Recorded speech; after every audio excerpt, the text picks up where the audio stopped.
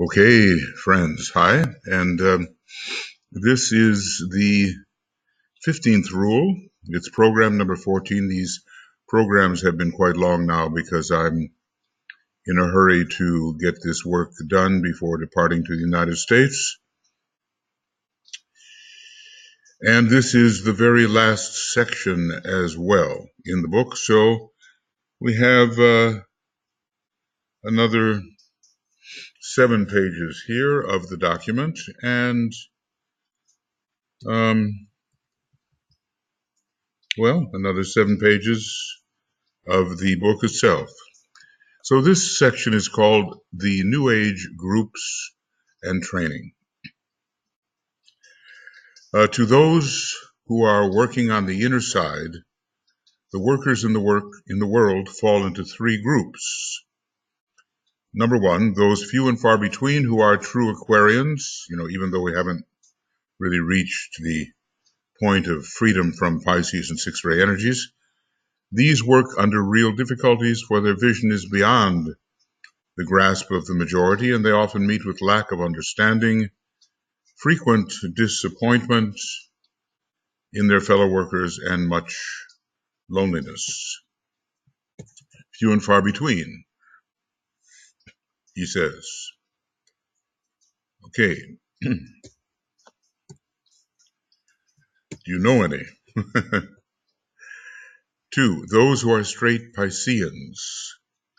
These work with much greater facility and find a more rapid response from those around them. Their work is more doctrinal, less inclusive, and colored by the spirit of separation. We realize that Pisces has a lot to do with obedience. Obedience and to the doctrines accepted. They include the mass of world workers in all the various departments of human thought and welfare. Colored by the spirit of separation. Well, we have to remember that Pisces takes us into the cloister. And then 3, those Pisceans who are enough developed to respond to the Aquarian message, but who as yet cannot trust themselves to employ the real Aquarian methods of work and message. So, how many of us are in there? Maybe quite a few. For instance, they have in the political field a sense of internationalism, but they cannot apply it when it comes to the understanding of others. So, they have theory, but not practice. In general, theory, but not practice. They think they have a universal consciousness, but when it comes to a test, they discriminate and eliminate.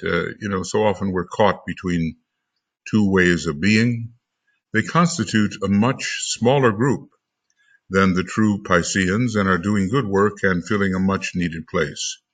The problem they present, however, to the Aquarian worker lies in the fact that though they respond to the ideal and regard themselves as of the New Age, they are not truly so. Well, we have to assess ourselves very carefully to see where we stand here. They see a bit of the vision and they have grasped the theory, but they cannot express it in action. Well, I'm sure we've caught ourselves in contradictions like this many times. Thus, we have these 3 groups doing much needed work and reaching their united undertakings, through their united undertakings, the mass of people, and fulfilling thus their dharma. One group works necessarily under the glamour of public opinion.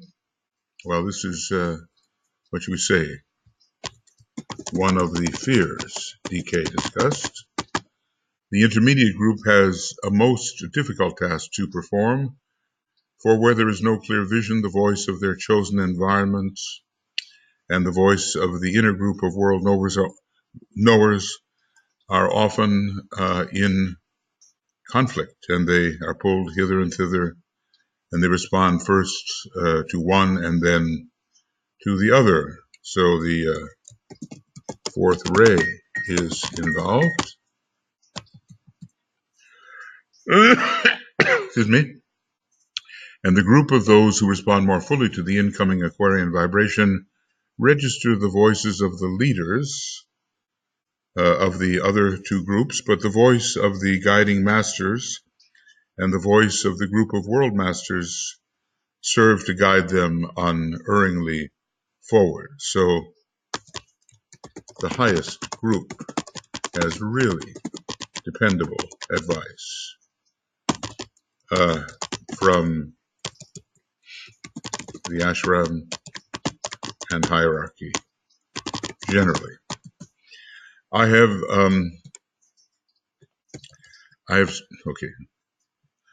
sought to explain the above modes and methods of work, for the times are hard, and even then, right? Now, this was before World War II, remember that. The times are hard, and clarity of thought is needed if the work is to go forward as desired. Even such triple distinctions as exist between the groups are themselves of a separative tincture, and it is yet impossible to preserve any idea of the true synthetic relation. So necessarily there is incompleteness in this presentation. Okay, because the true living synthesis is other and very hard to describe. It is again when the many thousands of separative groups can be grouped into three comprehensive ones, and the mind of the disciple be thus freed from the detailed analysis of the world situation among the workers with the plan, so the mind does not become overburdened. Okay, now we had one test, and it was fear of public opinion, wasn't it? Of what others think and the critique. So first test was fear of public opinion and of critique and of rejection. The general idea of wanting to be liked and to be confirmed by others without exception. It can never really happen.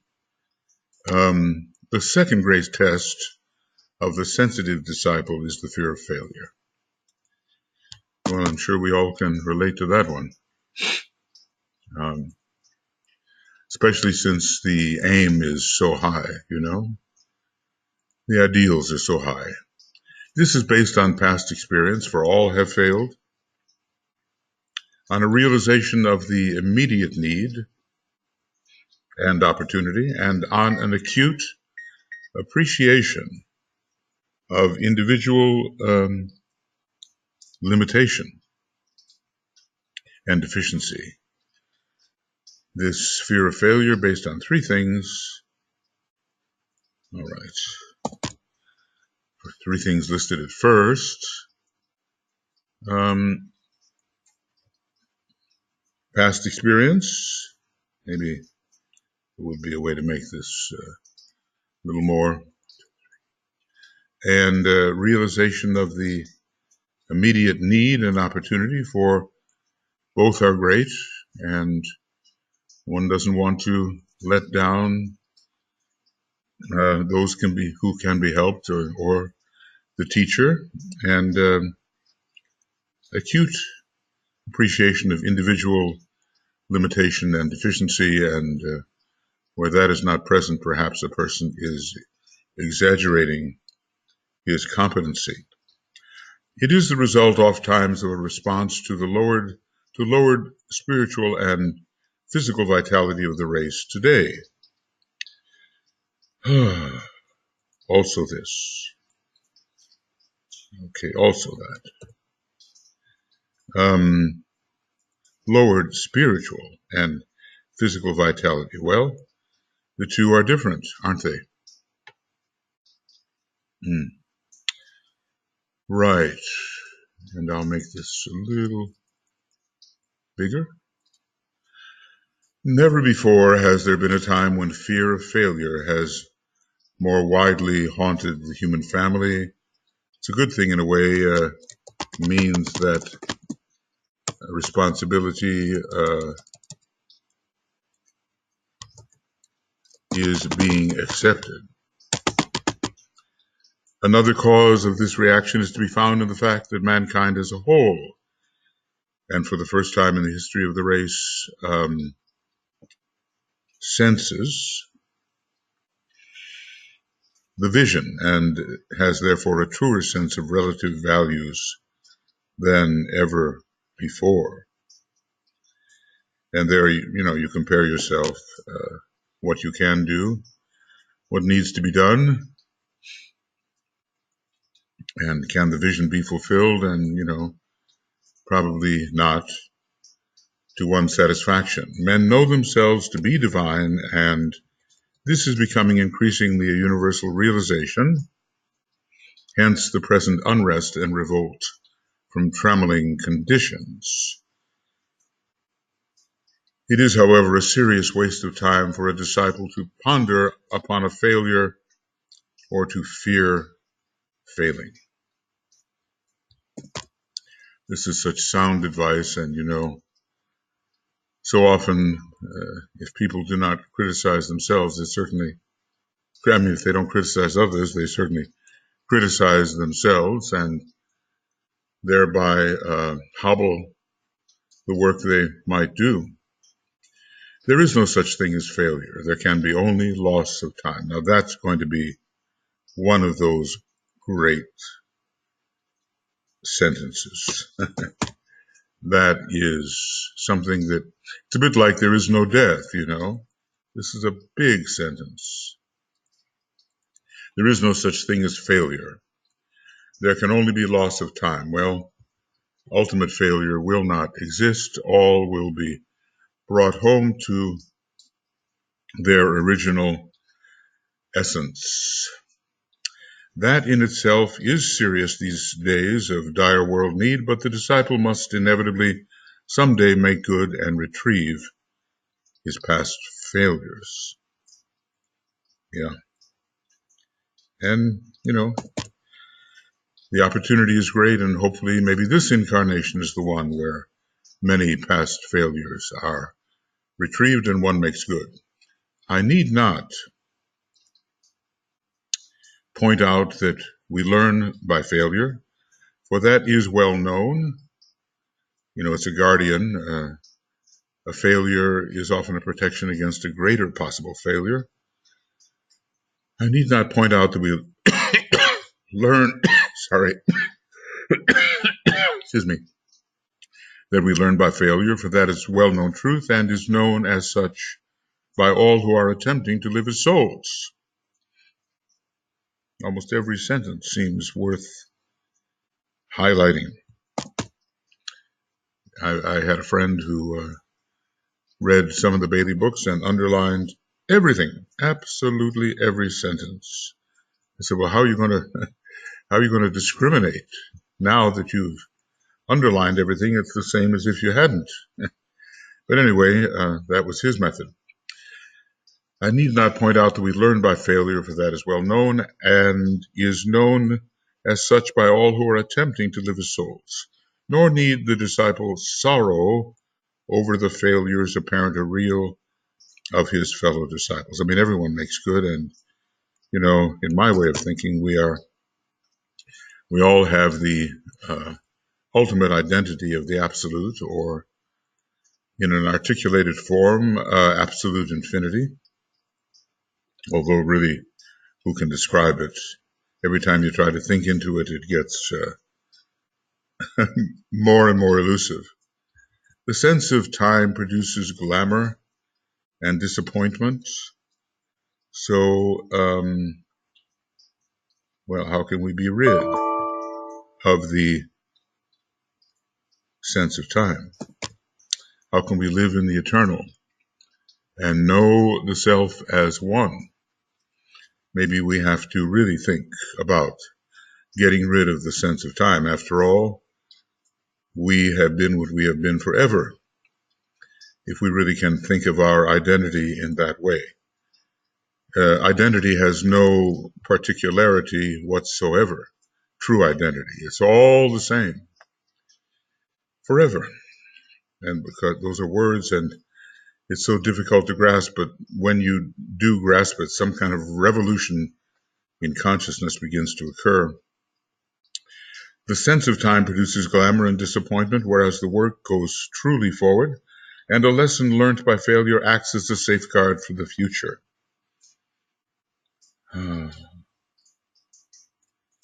It's all so important. I'm doing what my friend is doing. I'm underlining everything, or at least highlighting everything. Thus, it leads to rapid growth. That, the greater the sinner, the greater the saint, Thus, it leads to rapid growth. An honest disciple may be momentarily glamored, but in the long run, nothing can really deter him. What are a few brief years in a comparative cycle of eons? Well, if you have the kind of perspective of Master DK, you can ask that question. We don't have that perspective, but we can attempt to think of a few brief years of a lifetime, of an incarnation, compared to many, many rounds and many long cycles. We can think of those things.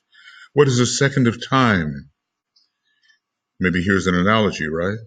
What is a second of time in the span of man's allotted 70 years? This is a telling analogy. To the individual disciple, they appear most important. To the onlooking soul, they seem as nothing at all. And that onlooking soul is our own perspective as well. It's the perspective of the solar angel, angel of the presence, who has that huge capacity to understand duration. And we as souls, when our consciousness is liberated into the causal body and beyond, we have it too, in lesser degree, so far, than the solar angel. So maybe that's the analogy, right? What is a second of time in the span of man's allotted 70 years? I guess ponder on that, right? That second is gone now. And years may remain for people. It's gone. So certainly the chance of attainment is very much with us. To the individual disciple, they appear, these seconds, these failures, whatever, as most important. To the onlooking soul, they seem as nothing at all. For the world, perhaps, a temporary failure may connote delay in expected help, but that again is brief, and help will come from other sources, for the plan goes unerringly forward. Many are enlisted in the execution of the divine plan, and the vacuums are filled. DK has had a lot of the 6-ray in his makeup. I've told the story, and my friends have told me the story, that he had such zeal that he actually was running to fulfill some task, and he smashed himself into the doorway, and he broke his nose. I don't know. This is that, it's kind of a cult gossip about the personhood of the master, but Master Moria kind of referred to it. He had such zeal, incredible zeal. Maybe that's what it takes, Madame Blavatsky had that, when Master Moria appeared on a horses covered with mud. She pressed herself against the saddle, got all muddy. She was so incredibly devoted to him. You hear little bells. It's just my ongoing contact with the outside world. May I in all earnest offer to you the paradoxical injunction to work with utter earnestness and yet at the same time refuse to work with such earnestness and not to take yourself so earnestly. Well, that's in the beginning of Light on the Path. Kill out ambition, but work as one who is ambitious, and various sins along the way are killed out, but they have some value, and so you kind of preserve the best part of them.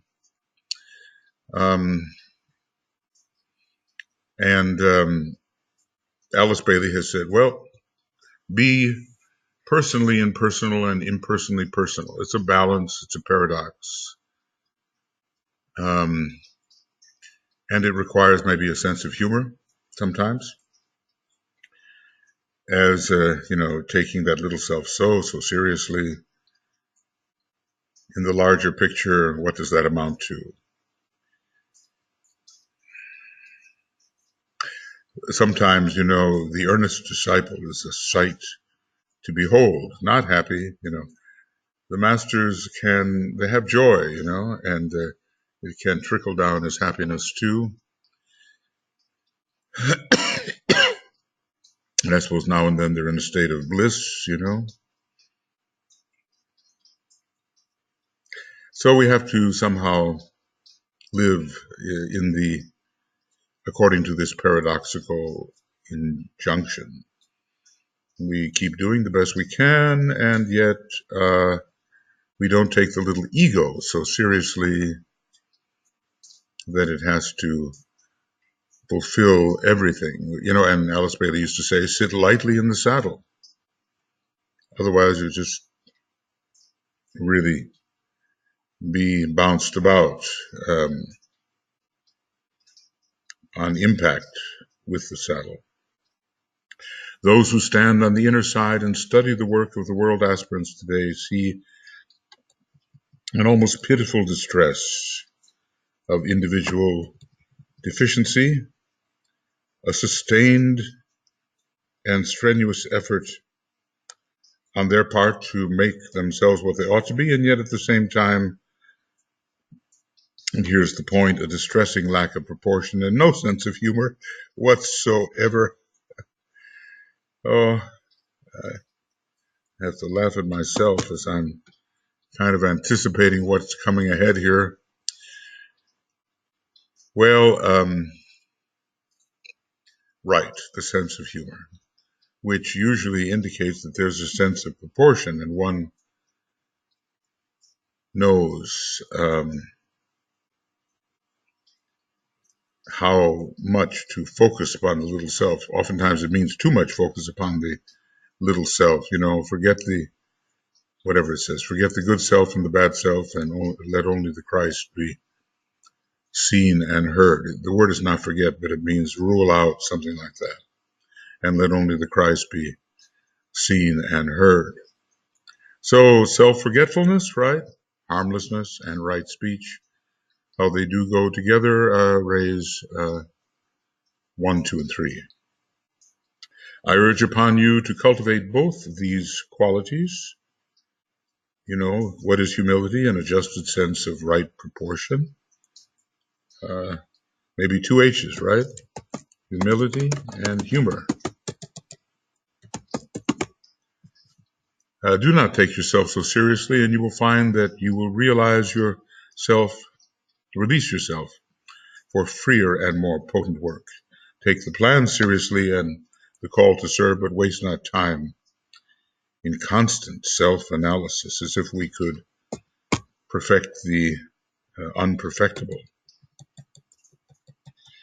Personality, well, it's perfectible within reason, but not really perfectible. Perfect means complete, and personality is never complete. When you think of all the personalities there have been and how they have stored various qualities or offered various qualities to the causal body, it's like what Master Moria says, wear away irritation through cosmic perception. Therefore, the immediate goal for all aspiring disciples at this time can be seen to be as follows. 1, an achievement of clarity of thought as to their own personal and immediate problems, and primarily the problem as to their objective in service, and this is done through meditation, but not through constant introspective and often gloomy self-analysis. Number 2, the development of sensitivity to the new impulses which are flooding the world at this time. You know, it's, what can you call it? Becoming an Aquarian. This is to be brought about by loving all men more, and through love and understanding, contacting them with greater facility. This is such wise advice. Love reveals. I think I've never forgotten that, and we've been told in the song that love has eyes, you know. Not jealous eyes, but eyes to meet the need. The rendering, I guess, maybe this is a 1, 2, 3 also. Rendering of service with complete impersonality, and this is done by eliminating personal ambition and love of power. Now, a little more thought needed here. It doesn't mean to render service in some kind of cold way, aloof, non-responsive, non-humorous, non-happy, you know, it's not that. It's with the big picture always in mind, or enough in mind to make the term microscopic man a reality to us. And then the refusal, number 4, the refusal to pay attention to public opinion or to failure. These are the 2 fears he just went over with us. And we learn to, we learn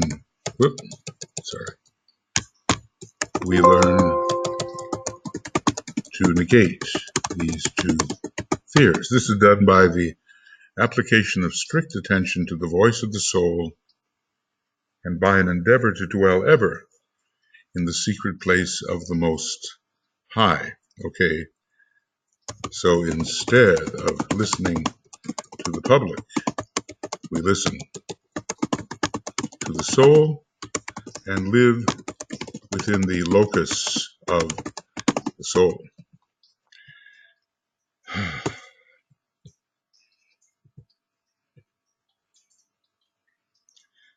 Therefore,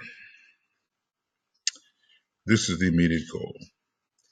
Goals and requirements abound, and I wonder if we can keep them all in mind, or if sometimes fulfilling 1 or 2 of these very well bring along fulfillment of others, or at least an easier fulfillment of these other requirements. We have merged our first point as to the immediate goal and the steps to be taken to reach it with our second point as to conduct and the factors which must be eliminated. So objectives and eliminations. That's objectives and eliminations. And elimination leads to illumination. Certainly, you know, when we unclog the dirt that adheres to our aura, the lower frequencies, higher frequency supervenes and more light enters and can reach us, right? It only remains, therefore, to point out the penalties. Is he going to end on that note? The penalties which will overtake the probationary disciple and the trained worker should he give way to the glamour and to the faults inherent in his nature and permit them to hinder his work and come between him and the vision goal. So he calls them penalties, better than punishments, because there seems to be, you know, some kind of entity that wants to do the punishing where penalty is relating to the law. It might be pointed out that there are 3 main points of danger in the life of service. Maybe we're going to end here with a cautionary note, cautionary tale. I am not here dealing with the individual training of the disciple, but with his life in service and with the activities in which he is engaged as a worker. Not about training, it's about service, okay? But I'm not here dealing with training, but with the life of service. Okay. And with the activities in which he is engaged as a worker. So this is the practical side. His temperament, equipment of characteristics, physical, emotional, and mental, do have a potent effect on his environment and on the people he seeks to help, and also his family background, his world training, and his speech. Well, let's see. What do we have here? Temperament,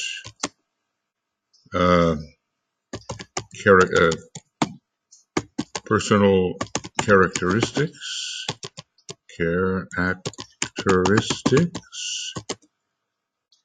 family background, world training, and speech. All of these are influential. Think of your temperament. Think of your qualities and the personality. Think of what you brought forward from your family background and is somehow part of your upbringing and has become ingrained in you, probably.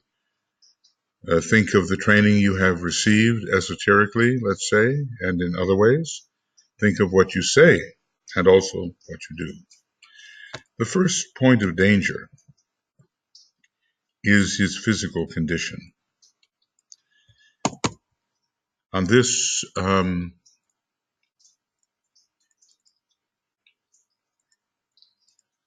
I cannot enlarge beyond begging. All disciples, when he uses that word, he really is tremendously in earnest, begging all disciples to act with wisdom, to give themselves sufficient sleep, right food, which must vary with each individual, and those surroundings, if possible, which will enable them to work with the greatest facility. These are practical matters, and they enter strongly into the life of discipleship. You can't say, well, I'm a disciple, so I can overlook these physical things. Of course, I had better be talking to myself, and I had better listen. The penalty for the infringing of these suggestions works out in lack of power in service and the growing thraldom of the physical body, or thraldom of the consciousness to the physical body. It just becomes weak and incapacitated. Where the physical body is in poor condition, the disciple has to add the liabilities incident upon the bringing in of force, which he finds himself unable to handle. So, what do we have here? Vulcan and a strong physical body, and refined. And that refinement process is always going on. These are points of danger, three main points of danger in the life of service. I'm going to really enlarge that to see it better,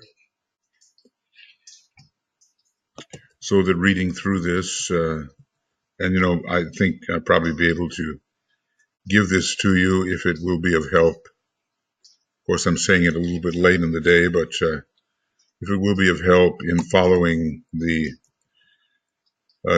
teaching and commentary that goes on in the video. The second point of danger is to be found in the astral illusion in which all humanity lives, and its power to glamour, or be glamour, even the experienced workers. So, a word to the wise, huh? I have considered this at length in this treatise, which is, as you know, a treatise on the control of the astral body and the right understanding of its laws. So, this is what we're dealing with. and he says it clearly. I just am recognizing so many of the pithy sentences which have somehow constantly appeared in the Bailey work.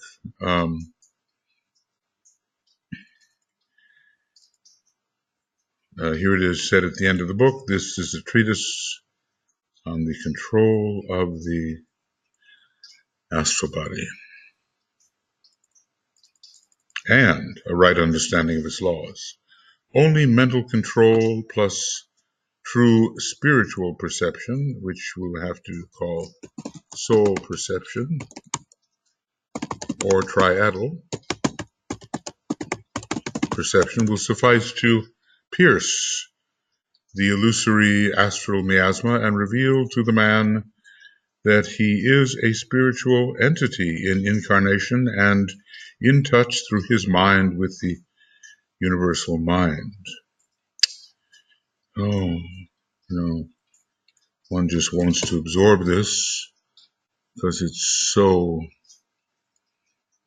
powerfully. But no, thank you.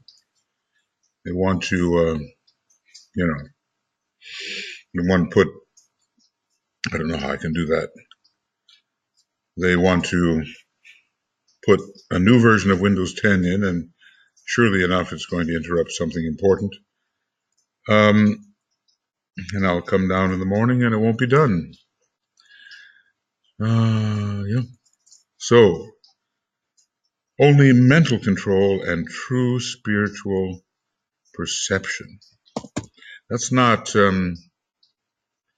the perception of the mind alone, not by any means, no. Okay. It does take us up into soul perception and even beyond, into the spiritual triad, spiritual perception. Okay.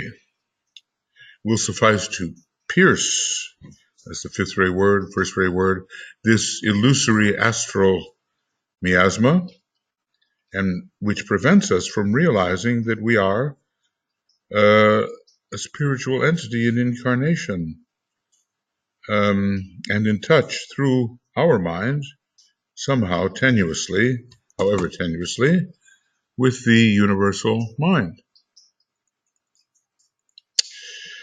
The penalty which overtakes the disciple who persistently permits himself to be glamored is obvious. His vision becomes fogged and misty, and he loses the sense of touch, as it is called in the old commentaries. How to handle things, what energy to direct, and how much of it, and out of touch. He wanders down the lanes of life and misses that straight highway which leads him to his goal. He is out of touch. The highway and the byway. So instead of the highway, we have all the indirectness and delay of the byway. Okay. So we get lost, and we don't really see where we're going. It's like following the will-o'-the-wisp, the swamp light. It looks like something, you follow it right into the swamp. It's dangerous. It doesn't lead you anywhere. And the third danger, he's going through each of the vehicles, and one that is very prevalent at this time, I would say, especially in DK's work, because it attracts many of the mental types, is that of mental pride and consequent inability to work in group formation, because you always know more than your group brothers. I think we can understand how that works. The penalty for this is often a temporary success and an enforced working with a group, which has been devitalized of its best elements and which has in it only those people who feed the personality of the head of the group. I think we've seen this too. Those who can think independently are chased away. I had an experience once in that way. I I was told that philosophy was not important, and of course, being the philosophical type, not that I was necessarily one of the best or elements in the group, but I was certainly chased away by that statement because I just knew it to be incorrect, and I knew it to be coming out of personal motives. Because of the emphasis upon his own ideas and his own method of working, the disciple finds that his group lacks those factors and those people who would have rounded it out, who would have balanced his endeavor and given to his undertaking those qualities he himself lacks. It's quite obvious, right? If we insist too much, as some politicians do, that they be surrounded only by yes people, they're going to miss the necessary complementary point of view. Now remember that Lincoln, in his cabinet, chose quite a number of his erstwhile opponents, so he would really get the other point of view. I forget what he called it. There was a special name for it. It was very illustrative of what he was doing. So this in itself is a sufficient punishment and quickly brings the honest disciple to his senses, so learn to tolerate variety and not just seek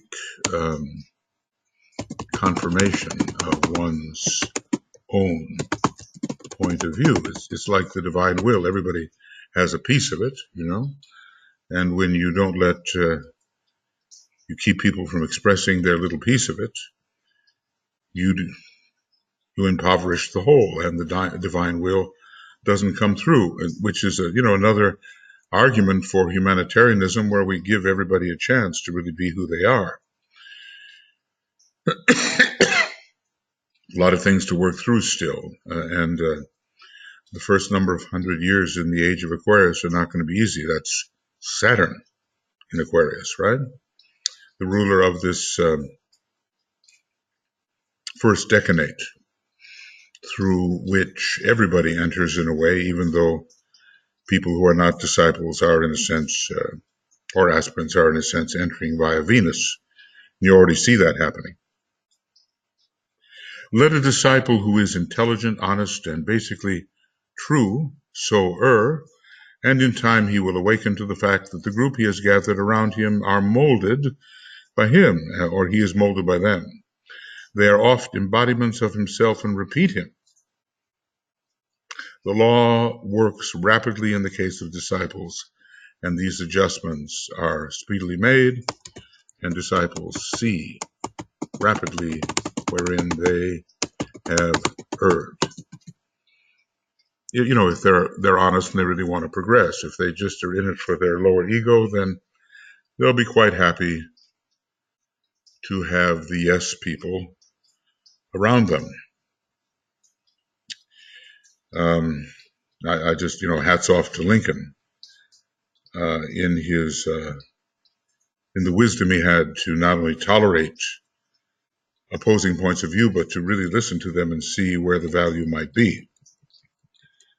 I would like to point out to the student that having with steadfastness gone forward, he will discover that the exoteric and esoteric linking of the outer schools and the inner school, or rank of knowers of truth, is so close that not one earnest student goes totally unrecognized. This means that the masters have their eyes open. And what does it say of the Christ? That all true aspirants are known to him.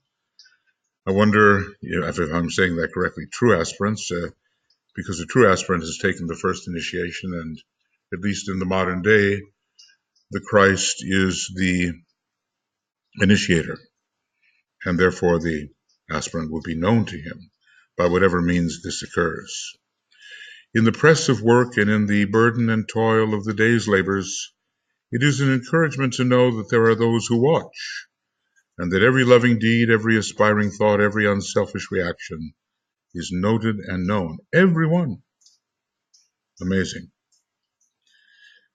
It is amazing that all of these are recorded in a way. Recorded. Bear in mind, however, that it comes to the recognition of the helpers through the increased vibration of the aspirant and not through a specific knowledge of the deeds accomplished. Okay, friends, I think we were at that point where every loving deed, every aspiring thought, every unselfish action is noted by the master, perhaps, or the recorders, the recording angel. It's noted in the Akashic record. Yes.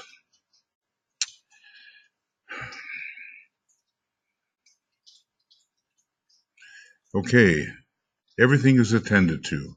In the press of the work and in the burden and toil of the day's labors, it is an encouragement to know that there are those who watch, and that every loving deed, every aspiring thought, every unselfish reaction is noted and known. Every. So as we know, Master DK is not one to exaggerate.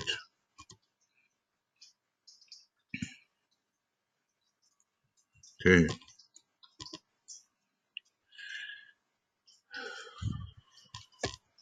All is known. Bear in mind, however, that it comes to the recognition of the helpers through the increased vibration, that's it, of the aspirant, and not through specific knowledge of the deed accomplished or the thought sent out. The evidence is there. The results are there. And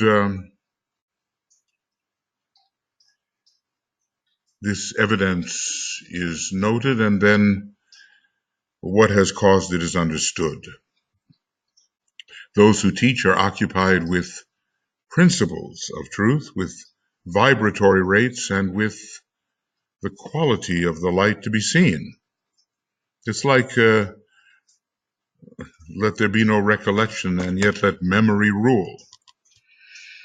Recollection is of the details of the circumstance, and memory is the result of those recollections and the progress made. It's built into you. So, the law of economy operates, and DK sometimes explains how it is that the masters read a book that an aspirant has written. They just see a symbol, and the symbol gives to them in a synthetic manner the content of the book. They don't have to read every word. So there is the ability as an initiate to accomplish much more in time because of the synthesizing methods used. The masters, they are not aware of, nor have they the time to consider specific deeds, words, and conditions, although it's interesting, Master DK hinted at those things when he wrote to his students. He pretty well knew the specifics of his group and occasionally would refer to them. And the sooner students grasp this and put out of their minds any hope of contacting a phenomenal individual whom they call a master,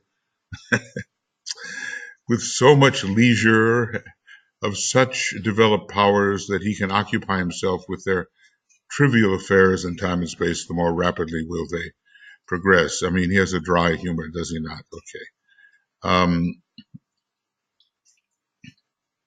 This is how the masters work. In the summation of the many deeds and separated instances, they see the result. They see the result.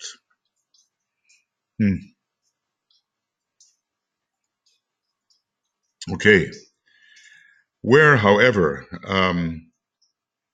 there is steady growth and application to occult principles so that definite changes are produced in the bodies used, that's what they notice, and an increasing radiatory light It is known and recorded, and the aspirant is rewarded by increased opportunity to serve his fellow men. I'm recalling this man who was much afflicted by glamour, and DK referred him to the idea of the symbol of a window in his darkened room, this window being a light allowing him to see out and allowing light to come in. And sometimes the window was all fogged up and dirty, and sometimes the window was a bit clearer.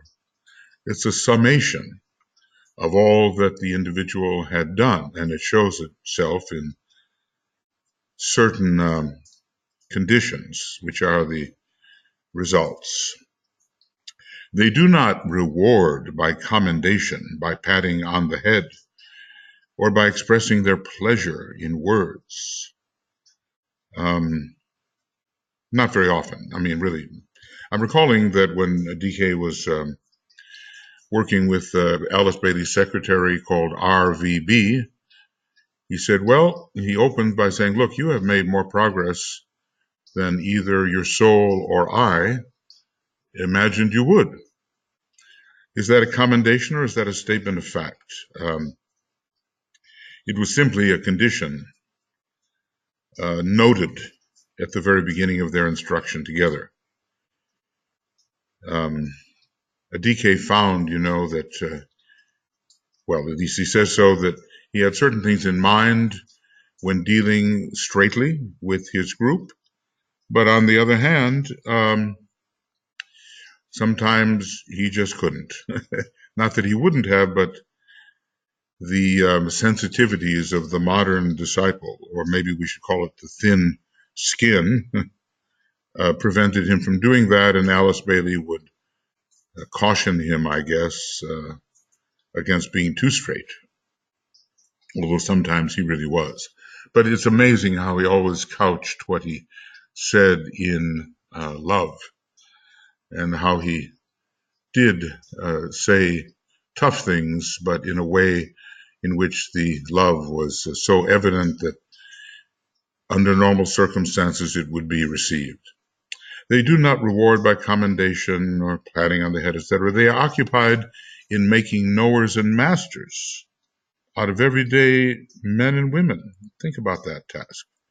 All of us are a long way from becoming a master, and yet this is the task of our teacher, that he makes of us somehow, stages circumstances, so we can actually become as he is. Well, how does he do this? Okay, and we can follow the guidance indicated here, teaching them to know themselves. Know thyself and thou shalt know the world. The oracle of Delphi is speaking. I've been sometimes amazed, in dealing with some of the newer students, or those who are almost students, that really the self-examination is hardly existent. So self-observation is hardly existent. It's just identified with their solar plexus, and they can't stand back. Okay, but I'm sure we were all like that at some point. Number 2, setting them free from authority by awakening interest and inquiry in their minds, and then indicating, no more than that, the direction in which the answer should be sought. Well, okay, what do we have here? Teaching them to know themselves, setting them free from authority by awakening interest and inquiry in their minds, indicating, well, I don't know if a first-ray master would say that, I'm recalling something Master Moria said, when I say run, run, when I say jump, jump, when I say come, come, when I say go, go, it's like that. Of course, I don't know how those instructions were written down. I think they were actually written down by Nicholas Roerich at that time. My impression is, but I'm not sure. And Daniel Enton, the head of the society there from whom I could learn that, he's passed on now, lived to a ripe old age and did a wonderful job holding things together. It's curious, we talk sometimes about Master KH and his relationship to Master M, and he said, well, I've always thought that I was most related to KH. And this is so interesting because, he's the head of a first ray group. And yet many first ray types were borrowed into the second ray group of Alice Bailey, namely Foster Bailey, Mary Bailey, It's some part of the balancing act, I think. Anyway, these rays have to come together, the first and the second rays. And then number 3, giving them those conditions that will force them to stand on their own 2 feet and rely on their own souls and not any human being. Rely upon yourself, said the Buddha. Well, self is everything, of course, but rely upon yourself, not on any human being, be he a beloved friend, teacher, or a master of the wisdom. Self-reliance. So teaching them, what can we say? Can I get rid of that? No. Self-knowledge.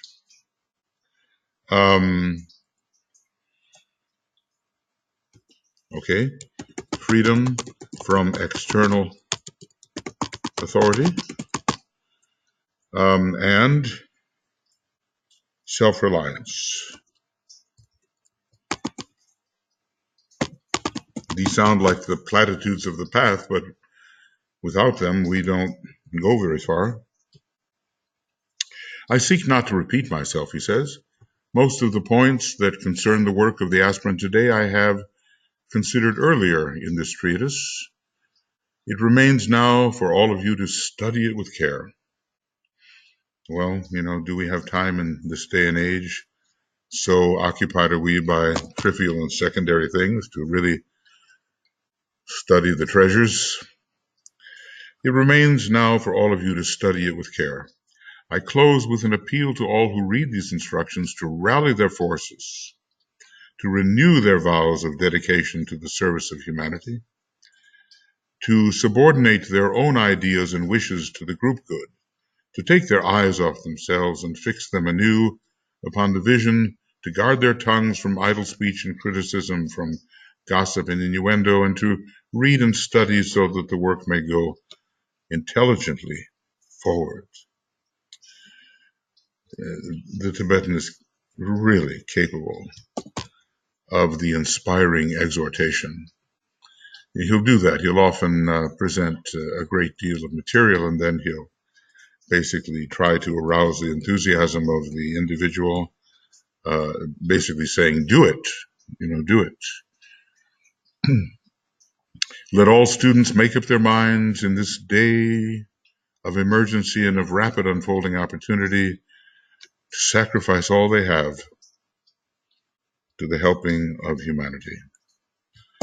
To those who give all is given. It's a statement that really rings in my ears, I'll tell you. And also the difficulty of it, to give all, as the Christ has given all, and as the Master has given all. Now is the need and the demand. Now, this is before the Second World War. The urgency of the hour is upon us, and I call upon all of you whom I am seeking to help to join the strenuous effort of the great ones. They are working day and night in an effort to relieve humanity and to offset those evils and disasters which are imminent in the present situation. What do you say? The continuation of the Great War. Those were the evils imminent, and this was at the time when Madame Roerich, under the guidance of Master M, was writing about obsession, the epidemic of obsession, and we can see how a whole nation can become obsessed when we look at Germany. What did he say? The negative, sensitive German people with their Pisces personality, somehow easily swayed, easily obsessed. We're looking back now, 85 years or whatever, something like that.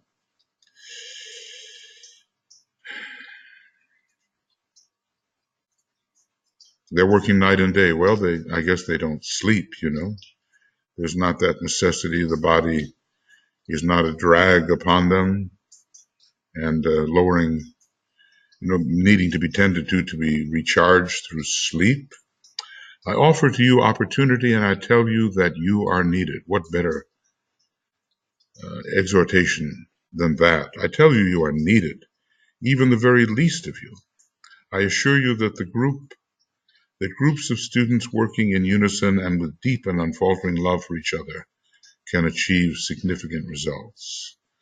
How can we forget such an exhortation as this? You say, well, that was a long time ago and the war came and went, and well, no, that's now too. The danger is critical because of another attack by the Black Lodge. Selfishness results. And then the prayer, that each of you may so work, and that each of you may lose sight of self, lower self, in the realization of world need, is the earnest prayer and deepest aspiration of your brother, the Tibetan. Well, it's moving. It's moving. And you'd say, how can I resist this? How can I not respond to this exhortation? And there's nothing here. This is my mistake. That's it. At the end.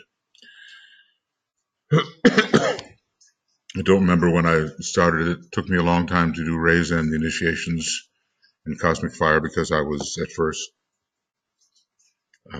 writing everything. And maybe, that's for exactitude of thought. Maybe that's the best way for conversational discussion or, teaching, spontaneity and all that. Maybe this way of using video commentaries is good. Well, it's a wonderful book, and I hope that you have really benefited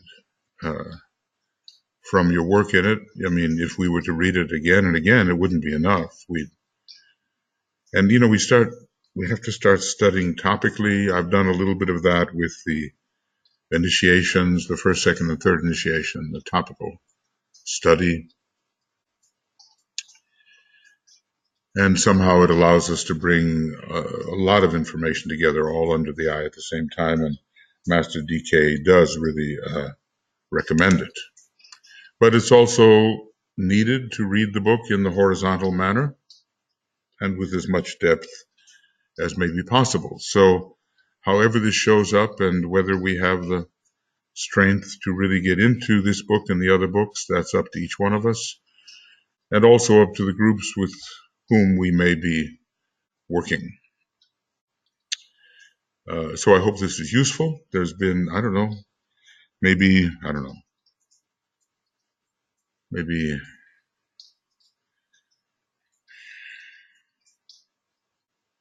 I can't remember exactly, maybe 120 something, 123 or so programs here, something like that, of varying lengths, a few of them shorter, quite a few longer. I hope they help you. I hope they help you. I hope they help you. Say everything 3 times. Think it 3 times to make that impression. Now, I'll have to see what I do next year, either some compilations or maybe letters on occult meditation I'm already doing on the glamour programs, Dissipation of Glamour, reading through the book, so that will be available, but along with back and forth in discussion. This is in a more condensed manner. But, that will be available. Tuya is doing the reappearance of the Christ in that way. It may take a while. Cosmic Fire is finished? What? Cosmic Fire is esoteric astrology is completed. in the way that I can do it. The psychology books, I have selected a lot of material from the old commentary and from certain sections, but I haven't really done them yet. And yet, strangely, the emphasis of the Seven Ray Institute is certainly on esoteric psychology. So I have to see about the benefit of working with them in this way. Probably the one book I won't do, because I just have to be humble about it and realize what I can and can't do, would be esoteric healing.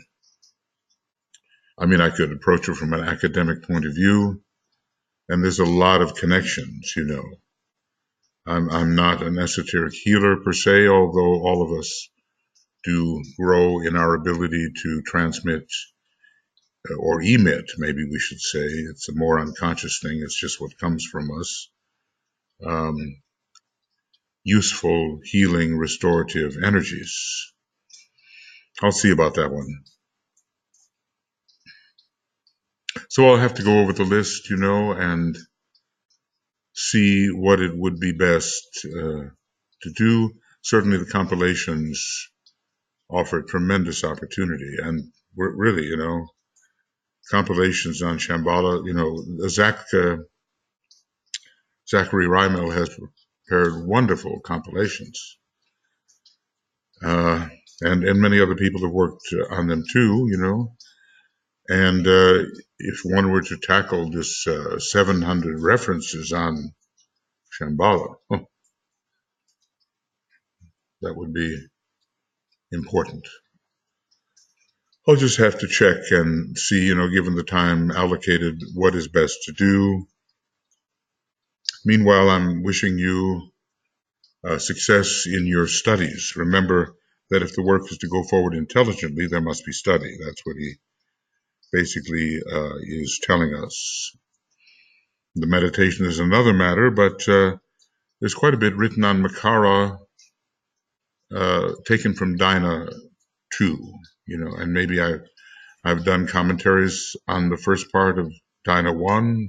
I forget all the commentaries. A lot of them are written and prepared for schoolwork. So I've had different modalities in which I've worked, but for right now, it's going to be the modality of speech and video. I can see, I don't know about the convenience for you in accessing these, and maybe it's okay. And I've had some help with the deep students of the wisdom who are helping me transcribe. I'm not helping, they are transcribing the work, and pretty soon my book on the egoic lotus, it's a video book, I think with lots of information petal by petal for the egoic lotus, that will be transcribed. It's already existing as a video commentary. We have to see what use we can make of these things. And I think what I would do, maybe it's a little bit too much, but let's just see, a little bit. Since I'm done with the print, I can enlarge the image a bit, talk directly to you.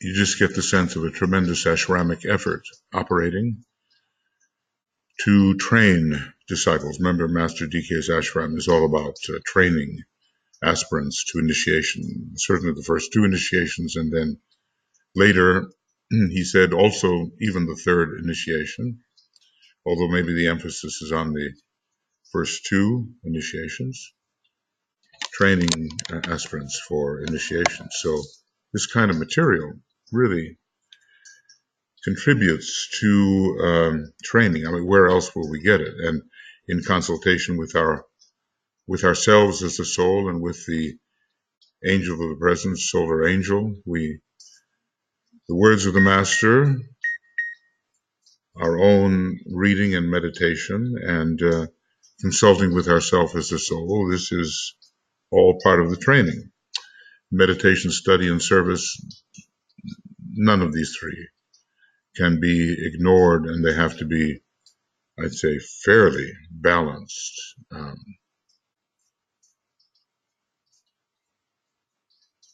Fairly balanced in the life. So there's a lot more to do, a lot more to think about. Get into study groups, folks. Probably many of you are, but in the interplay of the group mind, more light will probably emerge, and be steady about it as much as may be possible, whether it's once a week, once every 2 weeks, once every month, whatever, at least once every month. Follow the possibilities offered by study groups. And like I say, you're most welcome to use the compilations written. I know a group that's doing that right now, I think, on Cosmic Fire, and the video commentaries. And if you use the video commentaries in a group, just, if an interesting point comes up or something you want to discuss, stop it. Stop the rolling of the tape, as it were, even though it's not tape. Stop the program and discuss. And it doesn't make any difference how long it takes. It may take a long time. It's taken me a long time just talking to myself and talking to you, of course, but, as I say, one person here alone talking to himself. It's taken a long time to get some of these books out to you.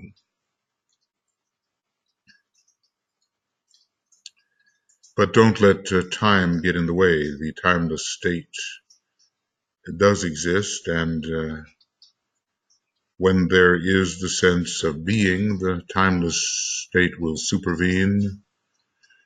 There is a peace that passeth understanding. It abides in the hearts of those who live in the eternal.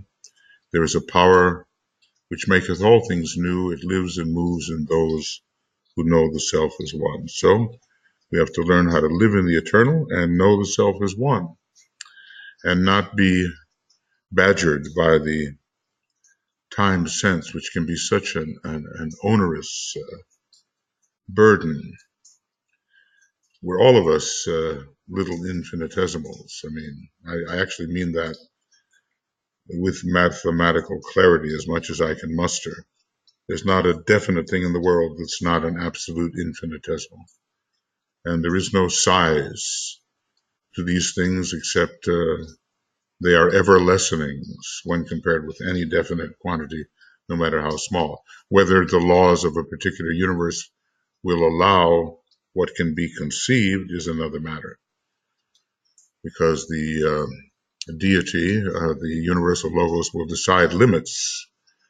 Otherwise, you will have infinite universes, and if they're cyclic, that presents a problem, because we don't have an infinity of time to expend on any one universe, nor on the duration between universes. But then there are so many mysteries, because in a way we can talk about a sequence of universes, but maybe that's an illusion too. And maybe everything is just within the absolute deity happening simultaneously, whatever can happen. There's just so many mysteries that the mind of the human being just has to throw up its hands, I think Galileo ran into that when he drew a circle and imagined that there were all these radii infinitely close to each other, an infinite number of radii, but then he expanded his circle, and then suddenly the radii in a larger circle had spaces between them, upon which he said, God cannot be comprehended.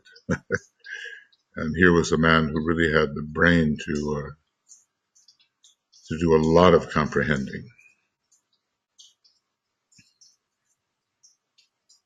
So I will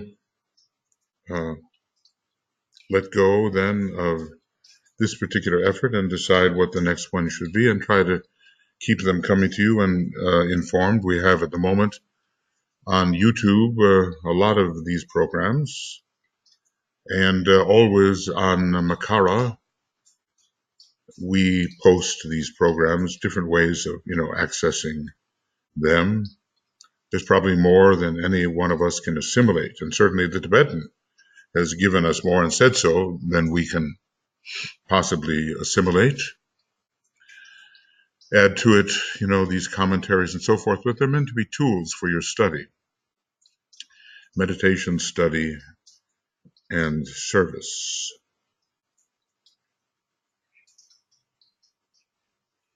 So I just hope that you are benefited, and that we can all pursue the meditation, study, and service. Don't forget the Moria Federation. It comes close, I think, to offering a program that is somewhat akin to the preparatory schools for the new esoteric schools of meditation. Well, I can't include everything, of course, but I think it's a good training program. And this is not to say that the Arcane School isn't, or the School of Esoteric Studies and so forth. They're all good training programs. But how much we get out of the Tibetans' teaching is very much up to us. And in a way, no one can teach you anything. You have to teach yourself. And it has to be realized by yourself if it's really going to stick. So I don't know what the famous last words might be. I think the famous last words are the following. Okay. Can you intuit what I'm going to do here? Bet you can.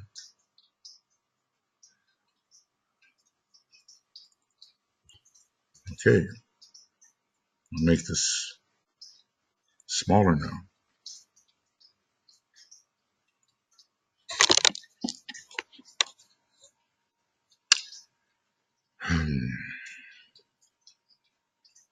And we'll end this way. With this great mantra and word of power, the great invocation.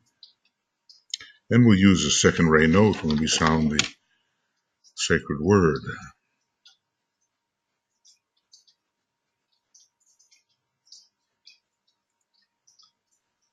Let's go back to the right proportion.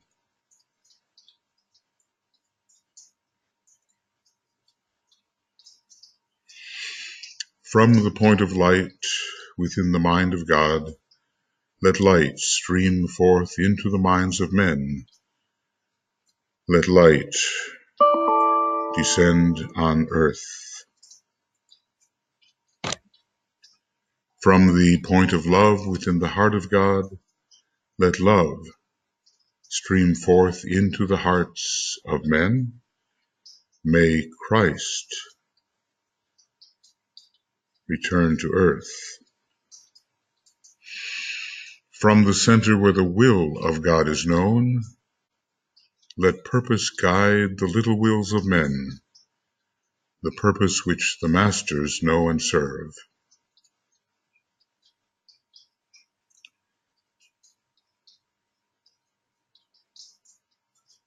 From the center which we call the race of men, let the plan of love and light work out, and may it seal the door where evil dwells.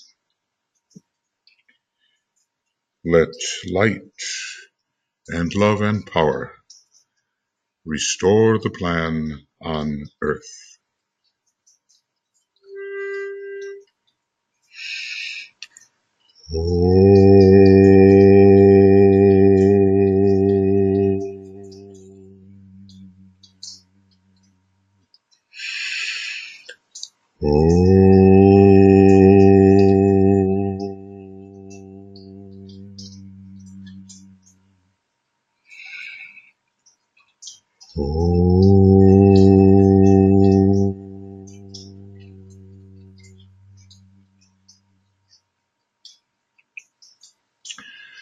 Okay, friends, that's it for this one.